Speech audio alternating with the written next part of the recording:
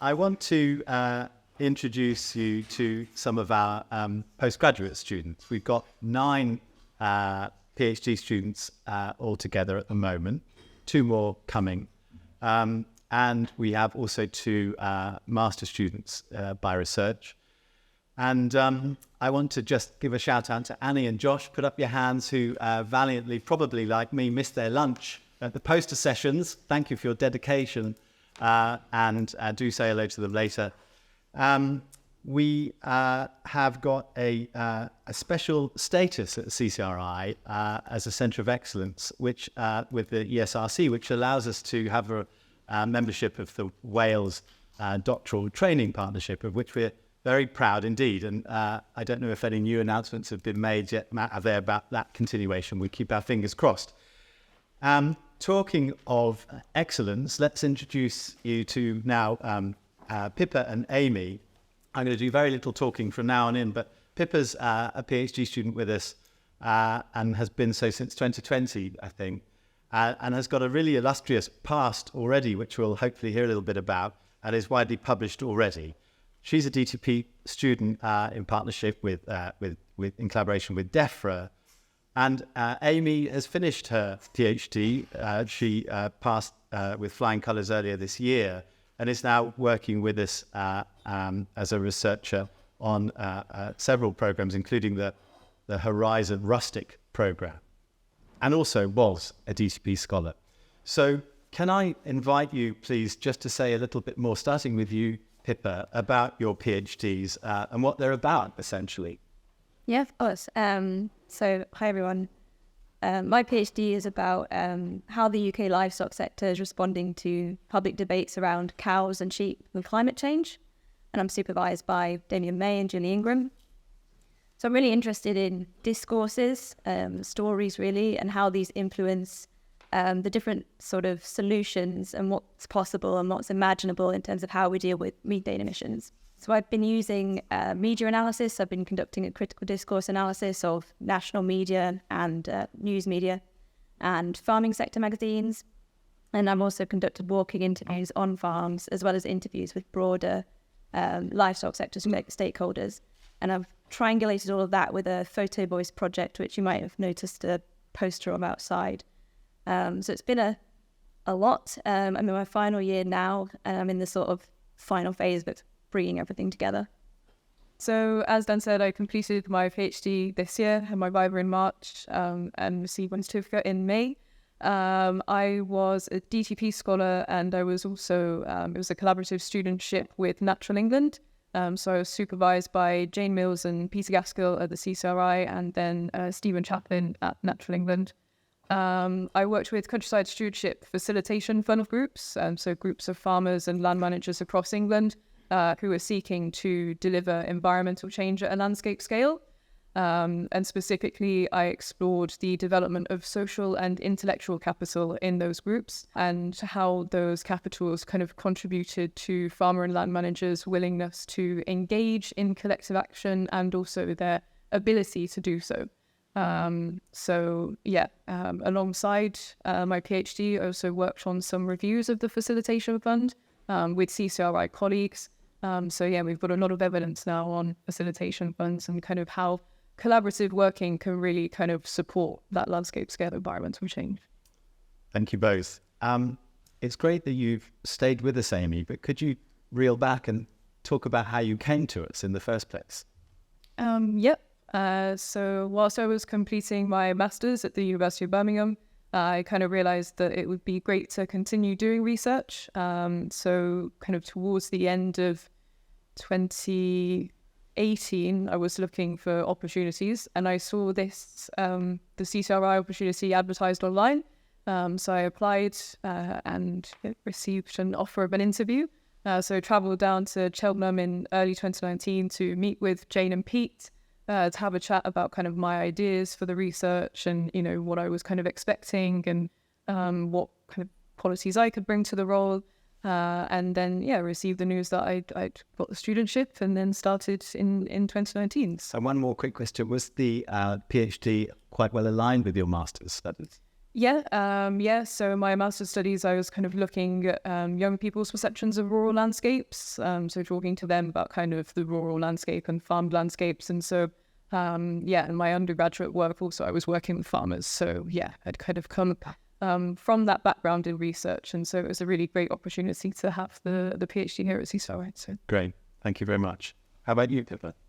Yeah, so as you sort of alluded to, I think illustrious is a bit of a bold term to use, but I've got a background in medicine. So I studied medicine and then worked at the NHS for a few years, and left in 2017 to go and do a master's in global health in Denmark, thinking that I would return and become a public health sort of person. But whilst I was there, I got really interested in climate and in food systems as these kind of things that are really sort of fundamental to human health. And I ended up doing my master's thesis on something that was kind of in that area. And then when this PhD came up, it seemed like a really perfect opportunity to continue pursuing those interests. So it's been a bit of a transition, coming from not really a social science background into the CCRI and feeling like a little bit of an imposter at first, but it's been a really great opportunity to learn a huge amount, and I'm a little bit more comfortable in my identity now as a geographer / interdisciplinary person. Very interesting. Thank you very much. And I just want to emphasize as well that some of our students are at different life stages as well, part-time and, older people as well. So can you say a little bit more about, your general experience? Let's stick with you, Pippa, for now. What's your experience of having been a PhD student and a colleague at CCRI? Yeah, so it's been a really positive experience. It's been a real opportunity to be part of a really have access to a huge amount of knowledge and a really lovely research community. And all that's coming from someone who started remotely. I was living still in Denmark for the first 6 months. I started in 2020, as you said. And there was a lot of efforts made to sort of include me and bring me in. And I ended up somehow being admin of the WhatsApp group. And we had this monthly challenge. So we've somewhere on Spotify, there's a CCRI playlist. There's, I think, 24 hours long because we were also bored during lockdowns. So that is to say, it was very quickly made to feel like part of the team. Once I was back in the UK, that was a lot easier as well. Once I'd finally sort of met my supervisors in real life after about 8 months or something like that. I'm still remote. I live down in Brighton, so I don't come in very often. But when I do, it's always a really lovely experience. I get a lot out of it. So really, I keep using the word community, but it's a really sort of enriching community. I always come away quite inspired. And I had the opportunity to get involved in project work as well. So I was involved in the Rural Climathon project that you've heard a little bit about that we did last year, which was, as you can imagine, fairly aligned with my PhD in terms of the subject matter, but also the skills I was learning and the sort of networks I was getting involved with. So that's really sort of augmented the PhD for me. Great. Thank you very much. How about your experiences, Aimee? Yeah, I suppose just to pick up on Pippa's last point there, I think the opportunity to be involved with live research projects that are funded by various different organisations has been really fantastic. So as PhD students, we're kind of encouraged to get involved in conversation with supervisors to ensure that we're not taking too much on. And I suppose that really speaks to another point, is just how supportive everyone is. So I think, again, from day one, although I did start in person and had about 6 months before the first lockdown came into force, immediately it was clear how supportive everyone was. And I think given the situation and kind of the potential really for loneliness when we were all working from home, I didn't really feel that at all, because we had kind of constant communication on Teams and we had regular meetups, informal catch-ups. I mean, I remember we all dressed up for a Christmas kind of whodunit on Zoom. And so, I think, there's both fantastic research and personal and professional development opportunities combined with a really supportive atmosphere, be it in the office or online. So, a fantastic experience. That's really rewarding to hear about. I'm reminded, I was a mature student when I did my PhD in my 40s already, and my supervisor, who was only a year or two older than me, said that his experience of being a PhD student at Cambridge, no less, was the most miserable and isolating time of his life, and that was without COVID. So thank you for those lovely warm words. And it's great at this point to say hello again to Caitlin and George in the audience, who are also former postgraduates here. Welcome back. Great to see you.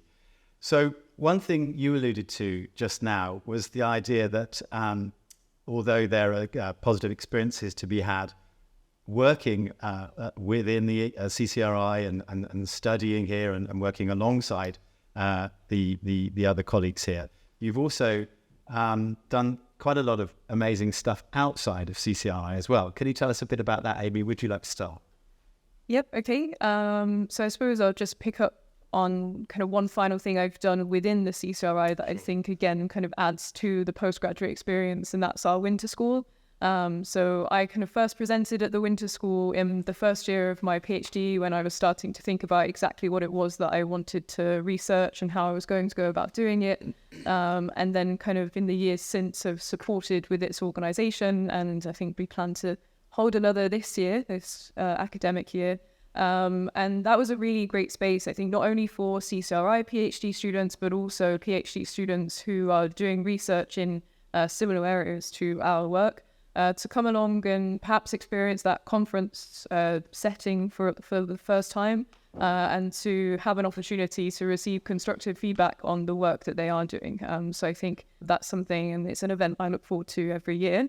In addition to that, and I guess really staying on the conference theme, I've been involved with the Rural Geography Research Group of the Royal Geographical Society for several years now, both as a postgraduate representative and then newsletter and website editor, and now secretary.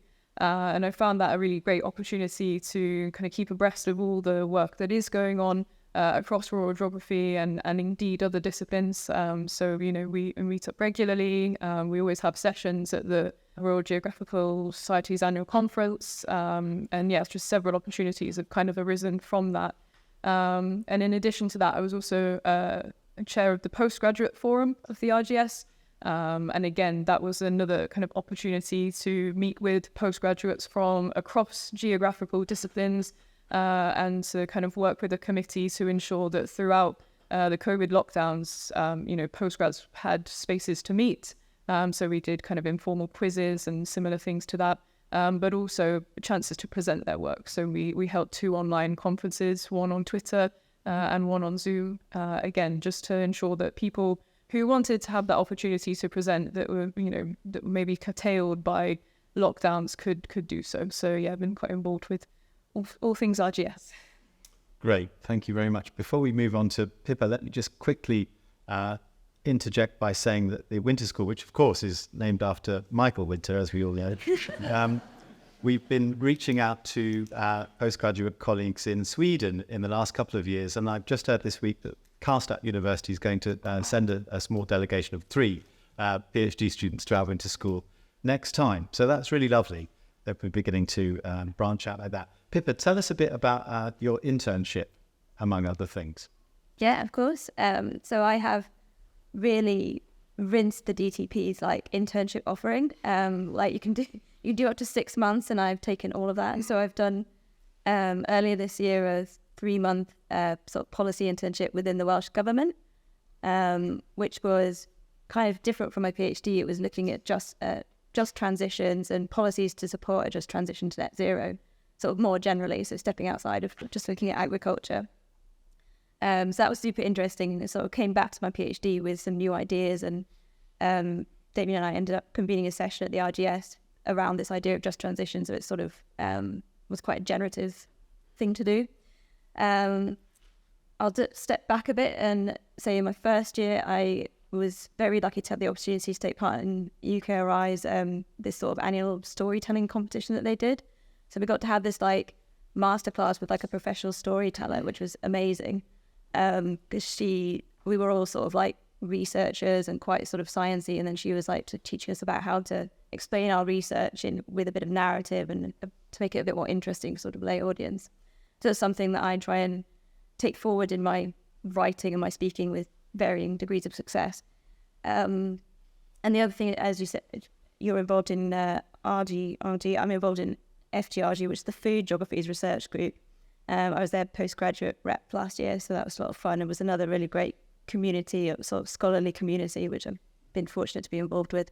And finally, I'm like next week, hopefully, if everything works out with the sort of bureaucracy of security clearances, I'm going to be starting a fellowship at Post, the Parliamentary Office for Science and Technology, and that will use up the rest of my sort of internship allowance. So I'm not sure exactly what I'm going to be doing yet, but looking forward to getting started next week. Great, thank you.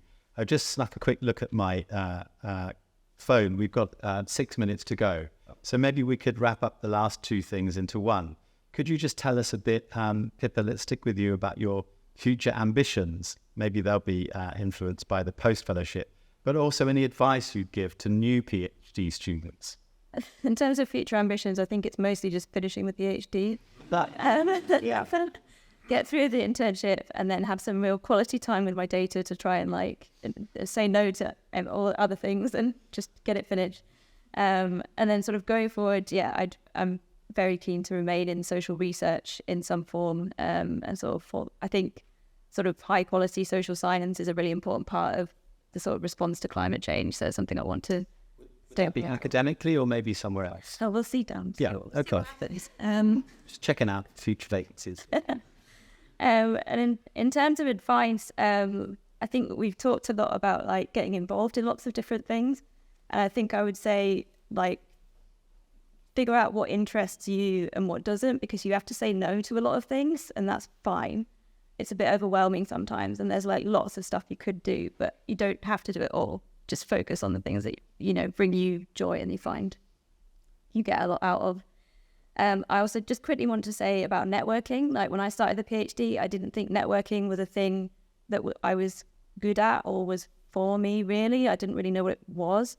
But academia is a really great place to do that. And if you just email someone whose research you're interested in or who you've seen present an interesting paper, the worst case scenario is that you'll have a half-hour online chat about some really interesting research. The best case is that you'll end up collaborating together or something in the future, or you'll see each other later at conferences and be like, oh, hiya, I've got a friend now. So yeah, just have a go at that sort of thing. And also just generally take care of yourself, because you are a lot more than your PhD and you've got to have those foundations. Great advice, thank you. Aimee? I think advice-wise, I just kind of echo Pippa, really. In terms of ambition, I think, I'm really excited to be a researcher at the CCRI. I'm really looking forward to the next few years, kind of see where they take me, working on 2 fantastic projects, and looking forward to kind of the things that are coming up with them. And I suppose looking a little further ahead, just thinking about kind of working out my research space. So kind of maybe going back to some of the points from my PhD or the things that have been interesting me in the projects that I'm working on now. So I'm just excited to keep working with everyone here at the CCRI, really. It's great. I'm really happy to be here.